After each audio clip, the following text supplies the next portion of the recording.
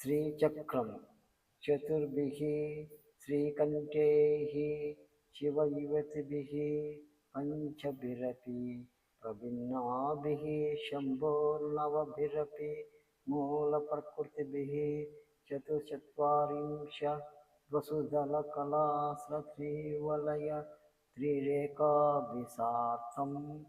తవ చరణకోణాః పరిణతాః.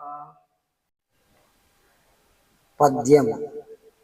లలిత శ్రీమాత రుద్రమూర్తులు నలుగురు, ఇతర శివశక్తులేవురు, అతి మహితులు మూల ప్రకృతులు, నవసంఖ్య ముఖ్య భటులు, అష్టషోడశ దళముల అధివసింప మేఖలాత్రయ భూపుర రేఖలు గల 44 భవ్య కోణముల తోడ వెలియు శివశక్తి రూపక నిలయమైన నీదు శ్రీచక్ర నగరి వర్ణింపవశమే.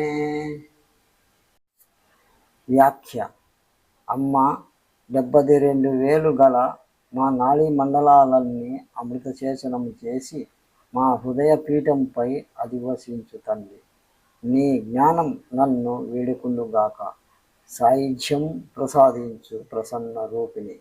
నీ శ్రీచక్ర నగరి నిర్మాణ చాతురి బహుదా ప్రశంసనీయం కదా.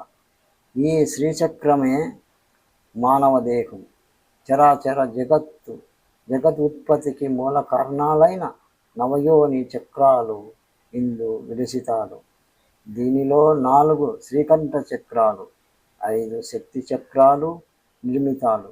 ఈ నవయోనులనే నవధాతువులు అంటారు. ఇవే మూల ప్రకృతులు. 10వ యోని ఈశ్వరి.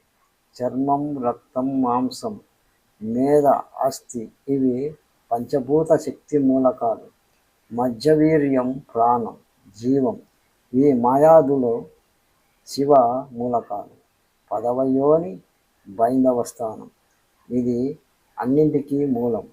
ఇదే పరాశక్తి ఈశ్వరి. ఈ చరాచర జగత్తు యావత్తు శివశక్తిమయం.